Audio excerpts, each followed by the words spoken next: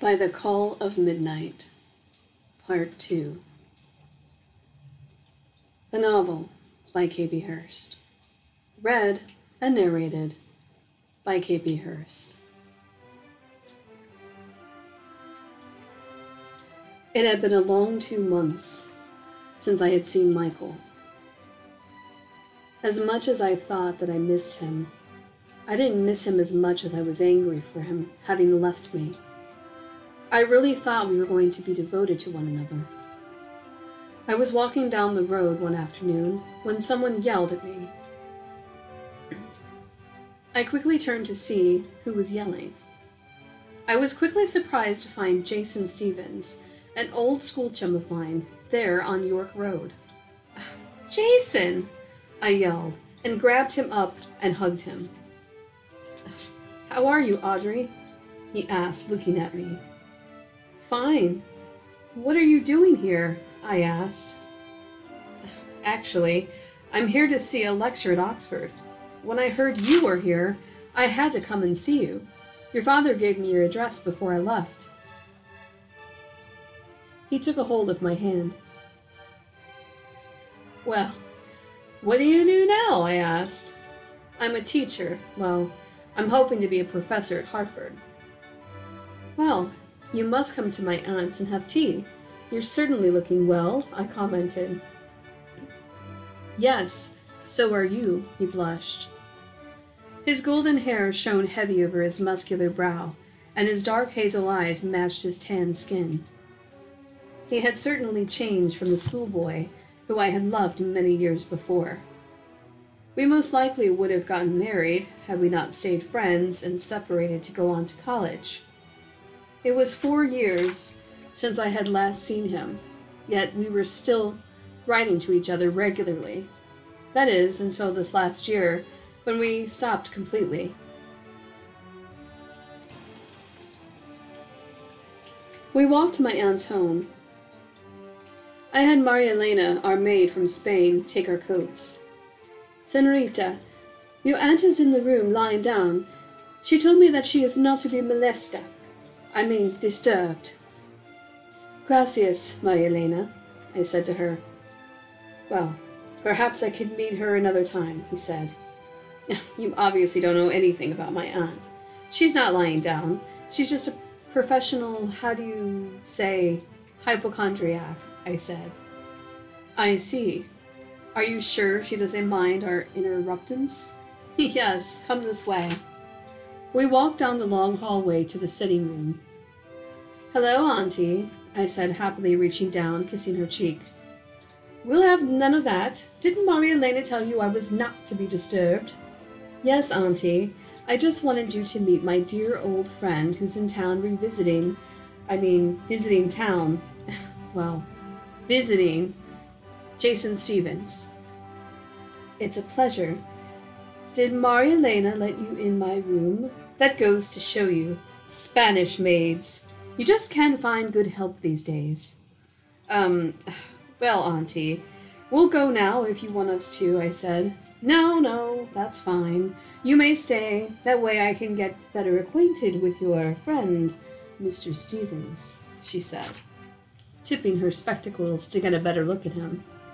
That afternoon we had a lovely afternoon. We talked to Aunt Lacey, drank tea, and had sandwiches. When it came time for Jason to leave, he stopped me by the door on his way out. "We must do this again, very soon. Your aunt is an extraordinary woman. I hope to meet her acquaintance again," he said, smiling. "Yes, I'd like that. When do you leave?" I asked. "Well, the next lecture is next Friday. Then I leave on Saturday." "How do we do this every day until I leave?" he asked. I laughed. "Well, that would be a change. How about we have dinner here tomorrow?" I asked. "Why, yes, that sounds splendid.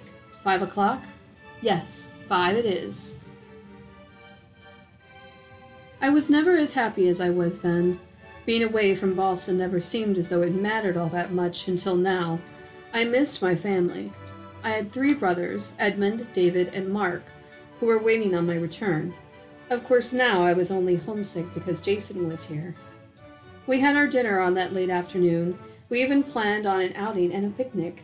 I decided that Andrew and Georgiana would be perfect for joining company.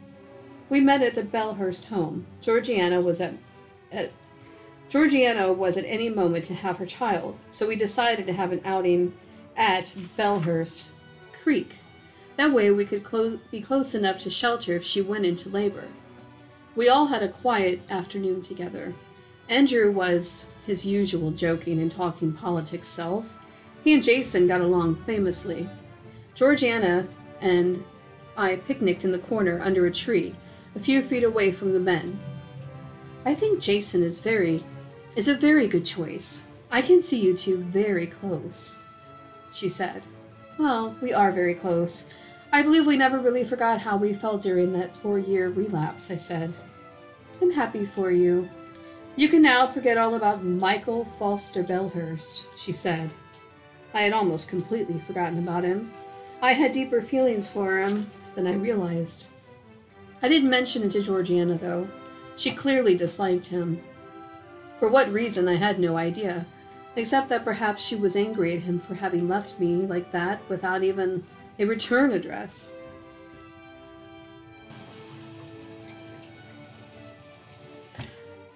I'm confused. Why? I love him, yet I don't. Oh, Audrey, said my aunt. What could keep you from telling him you love him? Michael Foster Hurst. I have to know how he feels about me. How? Why? After he left with no explanation? I know. I just wish he'd come back, I said. On the day before Jason was supposed to leave, he met with me. He said he must speak to me, that it was urgent. I've never known I could love this much. You must feel it too. I want to ask you to marry me, so will you? We can stay here as long as you like. Please say yes, he begged. For 2 whole seconds, I thought I'd say no. Yet out of my mouth I said the words that would reshape my life forever. Oh yes, I will. I love you, Jason. I grabbed him and we hugged, Michael having slipped my mind far away, and I didn't care. He slipped his head down and kissed me gently, yet passionately. His kiss, for some reason, left me cold. How could it? At this moment, I was over Michael Hurst.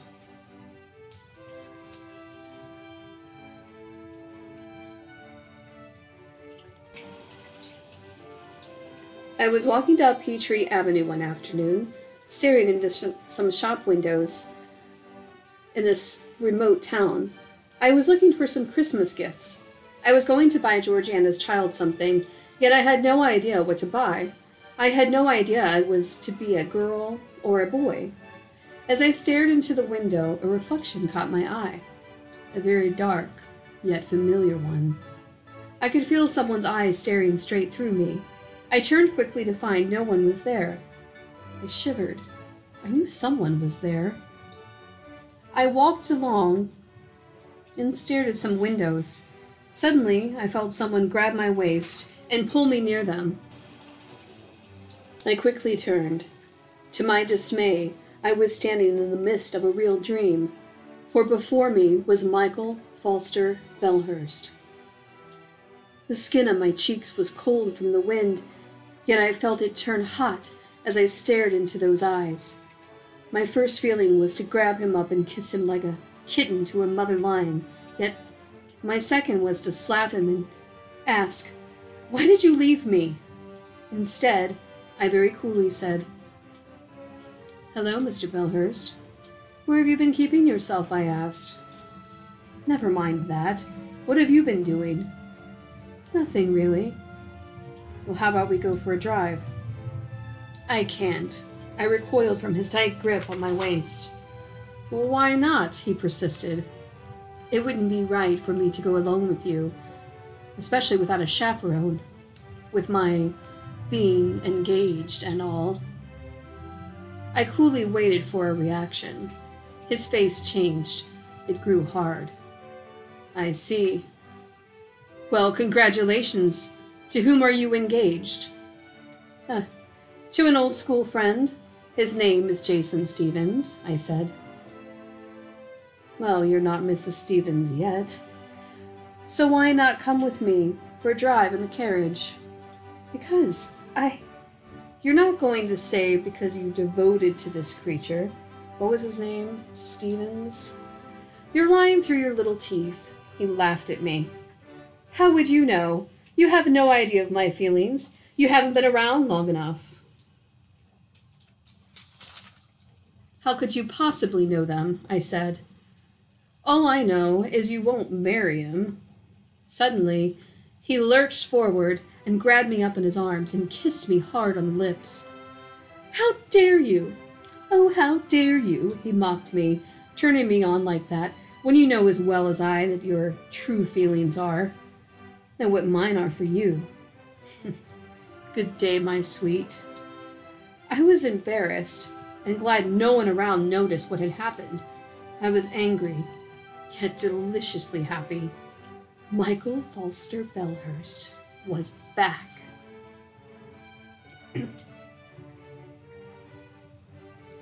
For a while, I sat staring into my vanity mirror. How could I have been so foolish to think that I was no longer having strong feelings for Michael Belhurst?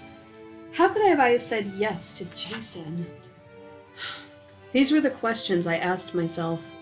I decided that I would speak to Georgiana. She would have some answers for me. I went to get my hat and cloak. I powdered my nose and went out of my room. I was terribly surprised to find that when I got to the bottom of the stairs, there, standing in front of me, was my aunt. She was talking to Michael. Oh, hello, Audrey. Mr. Belhurst is here to see you, my aunt exclaimed rather too happily. Hello, Audrey. I didn't catch you and your aunt at a bad time, did I? You look as though you were leaving to go somewhere, he exclaimed. Well, yes. I was on my way someplace. It's of no real importance, though. I can go out later, I said, quite aggravated with his presence, and he clearly saw that I was. Well, would you like some tea, Mr. Belhurst? Asked my aunt. Why, that would be wonderful, he said, smiling cockily one side of his face. Well then, Marielena, won't you take their coats? Said my aunt to Marielena, who stood waiting and watching the scene, practically rolling her eyes. She took mine first. I quickly handed it to her. She then took Michael's, and we were led to the sitting room. Michael sat next to me on the love seat, while my aunt sat into the big grandfather chair in front of us. I was uncomfortable sitting there, yet he was as calm as a cucumber. My aunt did not say anything, but she did do most of the talking. Nonsense, mostly. She talked non-stop. I would have figured Michael would have been annoyed with her, yet she carried on conversation well. My aunt suddenly excused herself, so I was left alone with Michael. I just glared at him. What are you doing here? Didn't I tell you it would not be fitting for us to be seen together? I stared at him. His eyes winked at me, and I could no longer be angry with him. Well, you did say if we were chaperoned. And isn't this the same thing? Spending the day with the aunt? Unless you'd prefer Mr. Stevens to sit between us? He laughed slightly. I smiled. He was right. No one would ever think anything of his coming here. Besides, he knew that I'd rather have him here than 100 Jasons. So why did you accept him? He asked quite seriously. I love him, I said. As much as all that? He looked at me. Well, yes. I can't. I don't see it. He shook his head. You have no idea how crazy you make me. He took my hand in his. This conversation isn't happening. I pushed him away. Why not? Don't you care for me? No, I said. If you expect me to believe that, then let's talk no more. But if you're only saying it to save your face, then meet me at the graveyard, near the old pine forest at midnight tonight. And I have a feeling you'll be there. Suddenly my aunt walked in. She was giddy with delight. I've just had word from a messenger at Mr. Belhurst's home. Georgiana is having her baby. Oh, God, I exclaimed happily. I must go there, Auntie. I'll take you, Michael said. I reluctantly went with him. The whole way there I thought about what I had said. Was I only recoiling from my feelings to save myself from a huge problem that was circling me? I somehow believed I was. I had to go there to the graveyard that night. Yet, what if he wanted me to run away with him? I sat next to Michael and didn't say a word. His white carriage drove into Belhurst Drive. Remember what I said, he said, stepping down and opening the carriage door. Aren't you coming in to see Georgiana? I asked. No. I'll see her tomorrow. I also have errands to run. Good day, Audrey. I walked into the house and I saw Andrew and Henry. We're glad you could make it, said Henry Belhurst. Yes, me too. It was a long labor. Just when you thought it was over, there were complications. I sat and prayed for her. Just around 11 o'clock, Georgiana's child was born. Andrew ran in. I heard a baby cry, and I knew everything was all right. Andrew came out happily. Go on in. Georgiana wants to see you, and for you to see our little girl, he said. I walked in. The candles were a dim light. I saw Georgiana's child lying in its bed. She's gorgeous, I exclaimed. Yes, said Georgiana weakly. I couldn't have asked for a happy, healthier daughter. What will you name her? I asked. Andrew wants to name her after his mother, Gloria. So, Gloria is her name. That's a wonderful name, I exclaimed. Michael is back, I see. She asked me, and I knew instantly what she meant. To be honest, I don't know. Go with your instinct. Oh, Audrey, could you spend the night here? I need someone to help me get around. You shouldn't be trying. You only just had a baby. Oh, Andrew, as much as I love him, has no idea how to help a new mother out. You know, I'd never ask help unless it was needed, she said meekly. Yes, I'll stay. I knew that if I did, Michael would forget about me forever and assume I loved Jason. Yet, perhaps I could explain all the next day. He'd have to understand. The next day, I awoke. I was in a chair next to Georgiana's bed. I suddenly felt a hand on my shoulder. I turned to see that it was Michael. He had a glass of hot tea for me and a slice of ham and toast. Shh! Don't say a word, he whispered. When I went to the forest last night, you weren't there. First I thought you didn't come. Yet when I came back here, I heard you had stayed with Georgiana. That was good of you. He smiled and softly kissed my forehead. Please don't. Don't worry. Georgiana's sound asleep. I'm going to give you another chance. Tonight, at the same place, same time. And with that, he left me alone. When I returned home that afternoon, Jason was already there. Jason was very happy to see me. Hello, my sweet.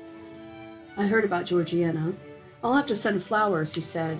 Oh, well, that would be very good of you, I commented.